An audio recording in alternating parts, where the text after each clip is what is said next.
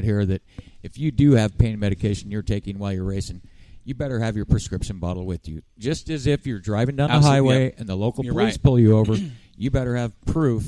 Yep, that's your medication. That's your medication, and you're prescribed currently to be taking that medication. Yep. That's again a common sense thing, but I don't think it gets into detail like that in this. Okay, so they're not saying that you actually you went to the doctor and you got to report that you're using this, or no, you don't have to report it up front. Okay. I think at the time of a random drug test would be when you go, okay, here's my prescription. You're good, Warren. Oh, thank you, Joel. I thought he was doing a great job. Will you let the guy do his work? You know what? He's kind of like that security girl. Your sense of humor. Warren, let's go into the next page. Okay. Well, and then it goes on to say misuse of a prescription or over-the-counter medication by participants, including without limitation, use that is inconsistent with the instructions provided by the manufacturer, pharmacist, and or prescribing physician is strictly forbidden. WRG reserves the right and ability to prohibit the use or misuse of any particular prescription or over-the-counter medication, and to deem such use or misuse detrimental to the safety of participants, the sport, and or others. They're doing everything they can to cover it as broad as possible. Yeah. Which you have to do that. You have to. You have to. I mean, Lauren brought up a good point last week, and you guys talked about a lot on last week's episode about prescription drug use. And that's one thing that is going rampant right now, and that's why you're seeing a lot of activities where prescription turn-ins, your old outdated prescription, you can turn them in. That's tomorrow at Lebanon, by the way. Yeah. I mean, that's why you're seeing that is prescription abuse is so rampant in this country. It's just as bad as the heroin epidemic where we're looking at in America. Yeah.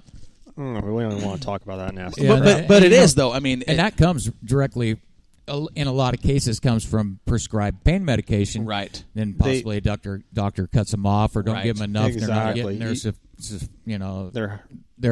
the amount to help them. And that's they turn to heroin because it's cheaper. Well, and that's the thing, too, about heroin. Heroin is, Oxycontin, oxycodone. Evil. It is. Evil. Is literally a synthetic heroin. Oxycodone is, and Oxycontin. Yes, yeah. Yes. So when you start talking hillbilly heroin, exactly. I've heard that term. Yes, yeah. That's where you start talking about when they're talking here about prescription substances impairing your skills and abilities. Right.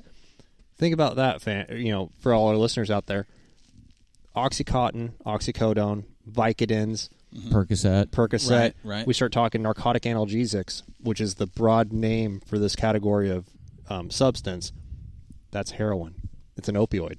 Right. Opiate. Yeah. Well, and the other thing, and something you just kind of barely touched on, something else that Lauren brought up, now they're talking about proper use, was Lauren made a point of, I can take 2 of these and it's not going to affect me as somebody that weighs 80 pounds lighter than I do that takes 2 of the same.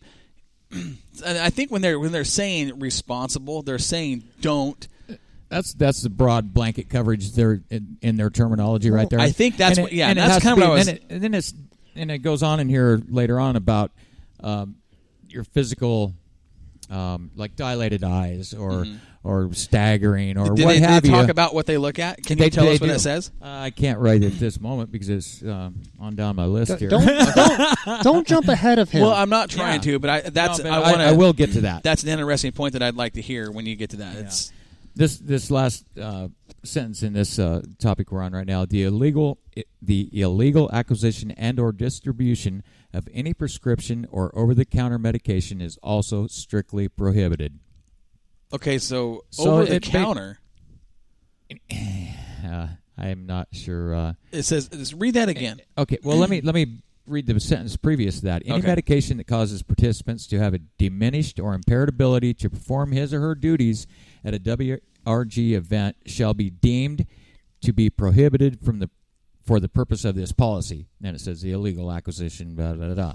Over the counter, it was included. It did say over the counter prescription. Wow. Anything that you're abusing that has that have a diminished or impaired ability to perform his or her duties. Wow. So officials, drivers, crews, So Sure. therefore, if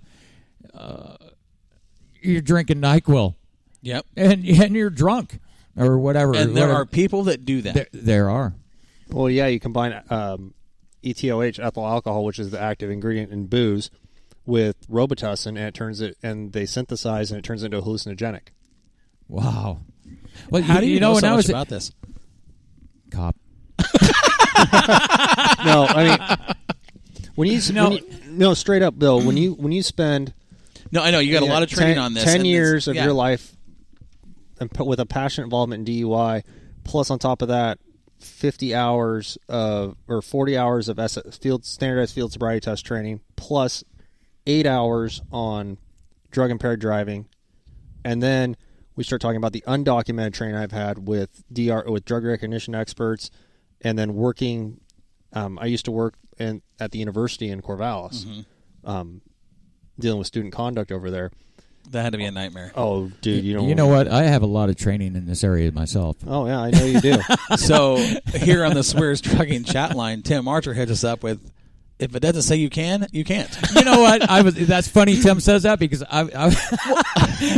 that's pretty much a slam. But I mentioned when we talked about that in the rules for Wilamette Speedway, I did not like that. I don't like that comment. It rubs me wrong. But I think in this case, they're covering everything. They're not saying if it doesn't say it, right, you can't do it. Right. They're covering everything. They're telling you there's pretty much no gray areas. The verbiage here is very, very detailed. It's written up by an attorney. Absolutely, yes, a very good attorney. Yeah. Somebody like you could have written this, Corey. I don't know about your writing that. abilities. So what's it say in the next segment? Little section here is on alcohol. On event days, participants in the WRG events are strictly prohibited from consuming or being under the influence of alcohol prior to or during the event. Participants shall be deemed under the influence of alcohol if a test taken before, during, or immediately after the participation in any capacity indicates a blood alcohol content level at or above 0.02. Wow. However, 0.02. nothing in the terms and conditions of this policy shall prevent WRG from exercising its sole discretion to determine that a participant evidencing alcohol usage in any amount, even with a blood alcohol content level or below 0.02, is under the influence and or physically unfit for participating in the event. That is so they're saying if we can look at you and determine that you are affected at all, done. That is the then they're going to test you. Well, sure, and they're going to give you a but it also says at their discretion at too. their discretion. If they feel so, that leaves that wide open. Even if you're not at 0.02, which is what, a quarter of a beer, a half a beer. Well, yeah, half a beer, depending on your weight, I guess. It all depends on your weight, right? In most cases, they consider that a half a beer. Yeah. Okay. Generically speaking, yes. Here's the thing: I don't agree with that part. You don't? I do not agree with that part. Why? Why could you? 0.02. I do not agree with that. You think it should be 0.00? I think it should be 0.00. I agree.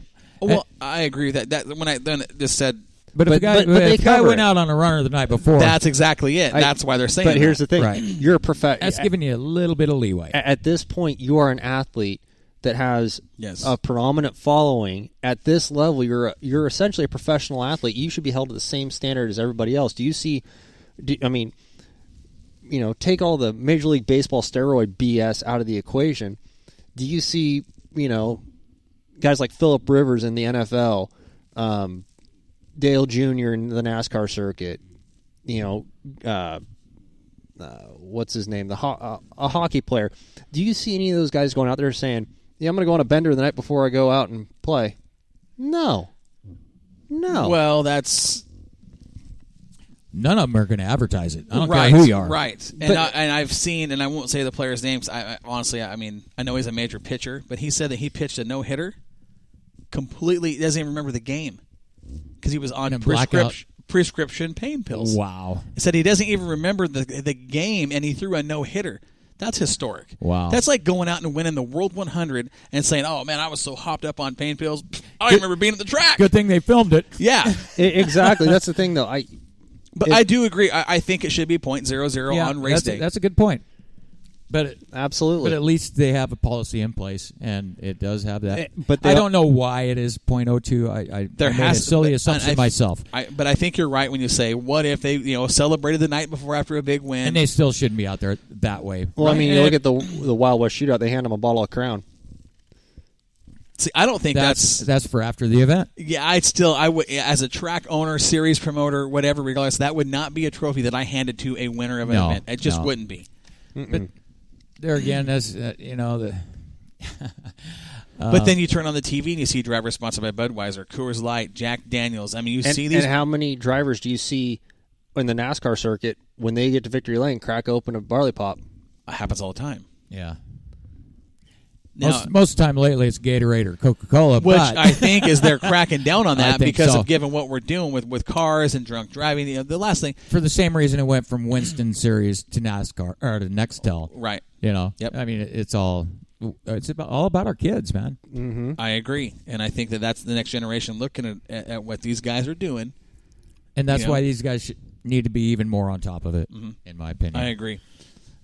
And it's too bad that it's like anything. There's bad people out there that ruin it for the good, honest guy. And Absolutely. It doesn't take that many bad people. It takes one. It takes one. Just like we were talking about Mansfield. Yep. That guy just ruined it for any private citizen going out to a local track and doing a couple of laps to show off a little bit or whatever. It goes right on down the line. Anything we've talked about tonight is like that. Yeah.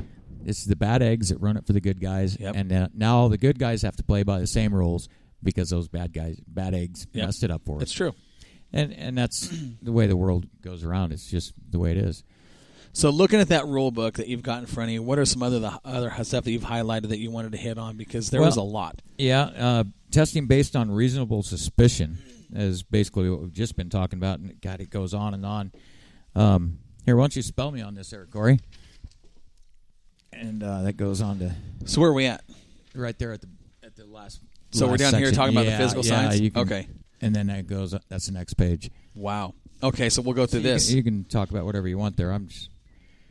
Okay, so they say testing based upon reasonable suspicion. This is what the World Racing Group considers reasonable suspicion. So you highlighted here, it says testing may be performed using breath, urine, saliva, and or blood. Right. And the WRG also reserves the right and ability to determine that participants are under the influence of alcohol, drugs, or medications through the use of physical field test checking, which he was talking about. Right. And I'm sure they have people trained through probably the same. Actually, they use local law enforcement as well. Okay, good. Physical field testing, checking physical impairments and diminished capabilities. Circumstances and factors that may cause WRG to have reasonable suspicion include, without limitation, of the following: illegal substances or illegal drug paraphernalia is observed in the pit area. Observed anywhere, yeah. Right. Participant is observed exhibiting one or more of the following symptoms or behaviors which can potentially be associated with the use of alcohol, drugs, and or medications. This is what they list. Physical signs of red or droopy eyes and or dilated or constricted pupils, which we all know go hand in hand with being impaired. Slurred speech, stumbling, or hyperactivity. Needle marks. I'd say that's that'd be so obvious Ray Charles could see it. Right. Repeated unexplained disappearances from an event, a constantly running and or sniffling nose, or a nose that appears consistently red or irritated. That's interesting. Yeah. The inability to understand or track time. The inability to understand or track time exhibited, for example, by the participant being regularly tardy or absent from appointments or commitments. Right. Okay. Being late for the lineup, right, et cetera, et cetera. They also list chronic forgetfulness or broken promises, an abnormal number of accidents during events, yep, involvement in conduct which violates WRG safety procedures or involvement in careless acts during a WRG event, inability to concentrate, lack of recollection, and or lack of attention. Yeah, like don't be stepping out on the track during a race or right. A little overinflamed there. Mental confusion, paranoia, or the presence of abnormal or unreasonable thoughts and ideas. Now, they're talking about your state of mind in this. Right. Right, Okay. and it has to be observed by an official, or Yep. hopefully he's not impaired too. Exhibitions of violent tendencies, loss